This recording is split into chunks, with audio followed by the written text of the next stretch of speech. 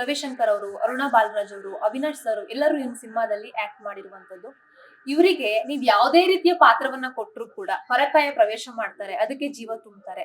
ಇವರೆಲ್ಲರ ಪಾತ್ರಗಳನ್ನ ಸರಿದೂಗಿಸ್ಕೊಂಡು ಹೋಗ್ಬೇಕು, ಅಷ್ಟು ವೇಟೇಜ್ ಕೊಡ್ಬೇಕು ಪಾತ್ರಕ್ಕೆ. ಇದು ಎಷ್ಟು ಸವಾಲಾಗಿತ್ತು? ಇಲ್ಲ, ನಿಮಗ್ ಬರೀತಾನೆ ನೀವು ಒಂದು ಕ್ಯಾರೆಕ್ಟರ್ ಬರ್ದಾದ್ಮೇಲೆ ಇದಕ್ಕೆ ಯಾರು ಅಂತ ಯೋಚನೆ ಮಾಡ್ಬೇಕಾದ್ರೆ ಇವ್ರಗಳ ಹೆಸರು ಬರ್ತಿದ್ದಂಗೆ ನಿಮಗೆ ಒಂಥರ ಡೌಟ್ ಕ್ಲಿಯರ್ ಆಗ್ಬಿಡುತ್ತೆ. ನನ್ಗೇನ್ ಬೇಕದ್ ಕೊಡ್ತಾರೆ ಅಂತ. ಅಲ್ಲಿ ಇವ್ ಕೇಳಿ ತೆಗಿಸ್ಬೋದಾ, ಇದನ್ನ ಮಾಡಿಸ್ಬೋದಾ, ನನ್ ಕ್ಯಾರೆಕ್ಟರ್ ಈ ತರ ಇದೆ, ಆ ಯೋಚನೆಗಳೇ ಬರಲ್ಲ. ಯಾಕಂದ್ರೆ ಅವ್ರಿಗೆಲ್ಲ ಅಷ್ಟೇ ಎಕ್ಸ್ಪೀರಿಯನ್ಸ್ ಇದೆ. ಅಂಡ್ ರವಿಶಂಕರ್ ಸರ್ ಅವ್ರ ಸ್ಕ್ರೀನ್ ಮೇಲೆ ಬಂದು ಅವ್ರ ವಾಯ್ಸ್ ಆಚೆ ಬಂದ್ರೇನೆ ಜನಕ್ಕೆ ಒಂಥರ ಅದನ್ನ ಓಕೆ ಇದು ಸಿನಿಮಾ ಅಂತಾರೆ. ಇವಾಗ ನನ್ ಸ್ಕ್ರೀನ್ ಮೇಲೆ ನನ್ನನ್ನ ಇವ್ರನ್ನ ನೋಡಿ ಹೊಸಬ್ರು ಇರೋದ್ರಿಂದ ಅವ್ರಿಗೆ ಅದು ಸಿನಿಮಾ ಅನ್ನಿಸದೇ ಇರ್ಬೋದು, ಬಟ್ ಅವ್ರ ಎಂಟರ್ ಆಗ್ತಿದ್ದಂಗೆ ಓಕೆ ಇವಾಗ ಇದು ಸಿನಿಮಾ ಅನ್ನೋ ಫೀಲ್ ಕೊಟ್ಬಿಡ್ತಾರೆ ಅವರು. ಸೊ ಅಲ್ಲಿ ಜಾಸ್ತಿ ಕಷ್ಟ ಅನ್ಸಲ್ಲ. ಇವಾಗ ಆಕ್ಟಿಂಗ್ ಬರ್ದೇ ಇರೋರ್ಗೆ ಅದು ಯೋಚನೆ ಮಾಡ್ಬೇಕೇನೋ. ಅವ್ರಿಗೆ ನೀವು ಏನೇ ಬರೆದ್ರು ಆಕ್ಟ್ ಮಾಡ್ತಾರೆ. ಅಂಡ್ ಬರಿಬೇಕಾದ್ರೆ ನಾನು ಇವ್ರಿಗೆ ಅಂತ ಬರ್ದಿದ್ದಲ್ಲ ಅಲ್ಲ. ಸೊ ನನಗವಾಗ ಪ್ರೆಷರ್ ಗೊತ್ತಾಗಿಲ್ಲ. ಬರದಾದ್ಮೇಲೆ ಓಕೆ ಈ ಕ್ಯಾರೆಕ್ಟರ್ ಇವ್ರು ಮಾಡ್ಲಿ ಅಂತ ಹೇಳಿದಾಗ ಅದಕ್ಕೆ ಅದ್ರಲ್ಲಿ ಅಲ್ಲಿ ಡೌಟೇ ಬರಲ್ಲ ನಿಮ್ಗೆ. ಅವ್ರ ಕೈಲಿ ಮಾಡಕ್ ಆಗತ್ತಾ ಇಲ್ವಾ ಅನ್ನೋ ಡೌಟೇ ಇರಲ್ಲ. ಕಾಲೇಜ್ ಕತೆಗಳು ಜೊತೆಗೆ ಸಸ್ಪೆನ್ಸು, ಕೊಲೆ, ಲವ್ ಸ್ಟೋರಿ ಇದೆಲ್ಲ ಆಂಗಲ್ ನ ಟಚ್ ಮಾಡ್ಕೊಂಡು ಬಂದಿದ್ದೀರಾ ಸಿನಿಮಾದಲ್ಲಿ. ಒಂಥರ ವೀಕ್ಷಕರಿಗೆ ಫುಲ್ ಎಂಟರ್ಟೈನ್ಮೆಂಟ್ ಅಂತ ಹೇಳ್ಬೋದು. ಇದಿಷ್ಟನ್ನ ಬ್ಯಾಲೆನ್ಸ್ ಮಾಡೋದು ಎಷ್ಟು ಸವಾಲಿನ ಕೆಲಸ ಅಂತ. ರೈಟಿಂಗ್ ಅಲ್ಲಿ ಇದೆಲ್ಲ ಬೇಕು ನನ್ಗೆ ಅಂತ ಹೇಳಿ ಆಮೇಲೆ ಬ್ಯಾಲೆನ್ಸ್ ಮಾಡಕ್ ಹೋಗ್ಲಿಲ್ಲ. ಸ್ಟಾರ್ಟ್ ಮಾಡ್ಕೊಂಡು ಹೋಗಿದ್ದು. ಈ ಸ್ಟಾರ್ಟ್ ಮಾಡ್ಕೊಂಡು ಹೋದ್ಮೇಲೆ ಈ ಕ್ಯಾರೆಕ್ಟರ್ಗೆ ಈ ವಿಷಯ ನಡಿಬೇಕು ಅಂಡ್ ಇದು ಎಮೋಷನಲಿ ಸ್ಟ್ರಾಂಗ್ ಆಗಿ ಫೀಲ್ ಆಗ್ಬೇಕು ಅಂದಾಗ ಅದ್ ಯಾವ ರೂಟ್ ಕರ್ಕೊಂಡು ಹೋಗುತ್ತೆ ಆ ರೂಟಲ್ಲಿ ಹೋಗಿದ್ದು. ಕಾಲೇಜ್ದು ಬೇಕು ಇದು ಬೇಕು ಅಂತ ಮುಂಚೆನೆ ಪ್ಲಾನ್ ಮಾಡಿದ್ದಲ್ಲ. ಅದು ಸ್ಕ್ರಿಪ್ಟ್ ಹೆಂಗ್ ಡಿಮಾಂಡ್ ಮಾಡ್ಕೊಂಡು ಹೋಯ್ತು ಹಂಗ್ ಬರ್ಕೊಂಡು ಹೋಗಿದ್ದು. ಈ ಸಿನಿಮಾ ಬಗ್ಗೆ ವೀಕ್ಷಕರಿಗೆ ಏನ್ ಹೇಳಕ್ ಇಷ್ಟಪಡ್ತೀರಾ? ಪರ್ಟಿಕ್ಯುಲರ್ ಆಗಿ ಯಾವ್ದಾದ್ರು ಒಂದ್ ವಿಷಯದ ಬಗ್ಗೆ ನಾನು ಹೇಳ್ಬೇಕು, ಕನ್ವೆ ಮಾಡ್ಬೇಕು ಅಂತ ಅಂದ್ರೆ? ಇಲ್ಲ, ಸಿನಿಮಾ ಬಗ್ಗೆ ಆಕ್ಚುಲಿ ನಾನೇನು ಹೇಳಕ್ ಇಷ್ಟಪಡಲ್ಲ. ಸಿನಿಮಾ ಬಗ್ಗೆ ನೀವು ಅವ್ರು ಥಿಯೇಟರ್ಲ್ಲೇ ನೋಡ್ಲಿ. ನಾನು ಅವ್ರ ಹತ್ರ ಕೇಳ್ಕೊಳ್ಳೋದು ಒಂದೇ, ವೀಕ್ಷಕರನ್ನ ಡೈರೆಕ್ಟ್ ಆಗಿ ಕೇಳ್ಕೊಂಡ್ಬಿಡ್ತೀನಿ. ಎಲ್ರಿಗೂ ಒಂದು ಮನವಿ, ನೀವು ಸಿನಿಮಾನ ಬಂದು ನೋಡಿ, ನಾನು ಸಿನಿಮಾ ತುಂಬಾ ಚೆನ್ನಾಗಿ ಮಾಡ್ಬಿಟ್ಟಿದೀನಿ ಅಥವಾ ನಾವು ಕಷ್ಟಪಟ್ಟು ಮಾಡಿದೀವಿ, ನೀವು ದಯವಿಟ್ಟು ಬಂದು ನೋಡಿ, ಫಸ್ಟ್ ಡೇನೆ ಬಂದು ನೋಡಿ ಅಂತ ನಾನು ಖಂಡಿತ ಹೇಳಲ್ಲ. ಯಾಕಂದ್ರೆ ಫಸ್ಟ್ ಡೇ ನಾನೇ ಹೊಸಬ್ರು ಸಿನಿಮಾಗೆ ಹೋಗಲ್ಲ. ಸೊ ಅದನ್ನ ಎಕ್ಸ್ಪೆಕ್ಟ್ ಮಾಡೋದು ತಪ್ಪಾಗತ್ತೆ. ನಿಮ್ಮಲ್ಲಿ ನನ್ನದು ಒಂದೇ ಒಂದು ಮನವಿ, 7ನೇ ತಾರೀಕು ನವೆಂಬರ್ 7ಕ್ಕೆ ಸಿನಿಮಾ ರಿಲೀಸ್ ಆಗತ್ತೆ. ಅವತ್ತಿಗೆ ನೀವು ಎಲ್ರಿಗೂ ಅವ್ರ ಗ್ರೂಪ್ ಅಲ್ಲಿ ಒಬ್ಬನಾದ್ರೂ ಯಾರಾದ್ರೂ ಶುಕ್ರವಾರ ಅಂದ್ರೆ ಒಂದು ಕನ್ನಡ ಸಿನಿಮಾ ನೋಡುವಂತವನು ಅಂತ ಪರಿಚಯ ಇದ್ದೇ ಇರುತ್ತೆ.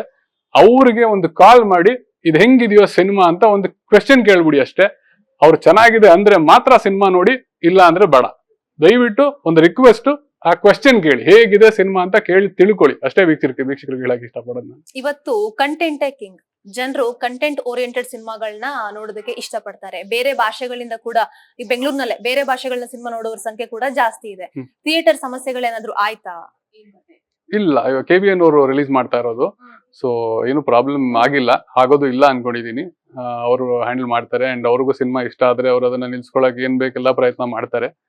ಸೊ ಪ್ರಾಬ್ಲಮ್ ಆ ತರ ಏನೂ ಆಗಿಲ್ಲ. I came across your photo with Bollywood director Karan Johar. What is the story behind that? So when I shifted to Mumbai, it was my first shoot. So it was like we shot for the title track of Coffee with Karan season 7. So it was that. So yeah, so I felt special, so I kept that picture. Okay, can you describe Karan Johar? Again, like everywhere I have this heel story. So sorry sir. So we were shooting and again me and Karan sir. So Karan sir came and he was standing like next to me, and then I was wearing heels and that director was shouting on the mic and he was like I was wearing blue dress and I was like, girl in blue dress, please remove your those heels. Then Karan sir was like, let it be, don't remove your heels, I'll manage. Then literally he managed and मेरे को heels नहीं निकालने दिया.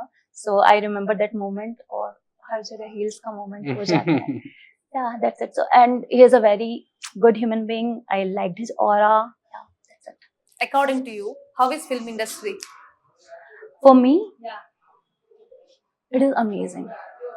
Whatever I have heard, so that is totally different. Whatever I have experienced, that is totally different. So for me, it is very, very, very good, and I just love it. And thanks to again my team that these guys like literally set the example for me that this film industry is so good.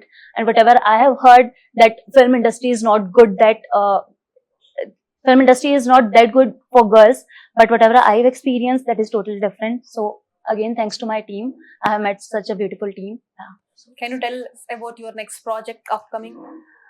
So one Telugu movie is lined up. Okay. Yeah, so shooting is already completed, and few more projects like I have taken the narration, but they are not finalized yet. So that's it. Yeah, And you now are I'm trying doing in back-to-back projects. I wish. Okay, congratulations. Thank you. Hopefully she'll get more projects after the release. Back to back, like you said. ಈಗ ಅವರು ಸಿನಿಮಾದಲ್ಲಿ act ಮಾಡಿರುವಂತದ್ದು language problem ಇದೆ, ಅವರಲ್ಲಿ ಯಾವ್ದು ಗುಣ ಇಷ್ಟ ಆಯ್ತು ಸರ್ ಆಕ್ಟ್ ವಿಚಾರದಲ್ಲಿ ಅಥವಾ ಪ್ರೊಫೆಷನಲ್ ವಿಚಾರವಾಗಿ? Effort like I said, effort. ನಿಮ್ಗೆ ಕೆಲವಿಗೆ ನಿಮಗೆ ನೋಡಿದ್ರೆ ಗೊತ್ತಾಗುತ್ತೆ ಇವ್ರು ಎಷ್ಟೇ ಅಂದ್ರೆ ಎಫರ್ಟ್ ಹಾಕ್ತಿಲ್ಲ ಅಂದಾಗ ಅಲ್ಲಿ ನೀವು ಕೆಲಸ ತಗೊಳಕ್ ಆಗಲ್ಲ ಅಂತ. ಎಫರ್ಟ್ ಹಾಕ್ತಿದ್ದಾರೆ ಅಂತ ಗೊತ್ತಿದ್ದಾಗ ನೀವು ಕೆಲಸ ತಗೊಬಹುದು. ಮೇನ್ ನನಗೆ ಅದು ವರ್ಕ್ ಆಗಿದೆ ಅವರ ಎಫರ್ಟ್. ನೀವು ಲ್ಯಾಂಗ್ವೇಜ್ ವಿಷಯ ಇರ್ಬೋದು, ಬೇರೆ ಏನೋ ವಿಷಯ ಇರ್ಬೋದು, ಎಲ್ಲದರಲ್ಲೂ ಅವ್ರಿಗೆ ಆ ಎಫರ್ಟ್ ನೋಡಿ ನನ್ಗೆ ಕಾಸ್ಟ್ ಮಾಡ್ಬೇಕು ಅಂತ ಅನ್ಸಿದ್ದು. ಓಕೆ.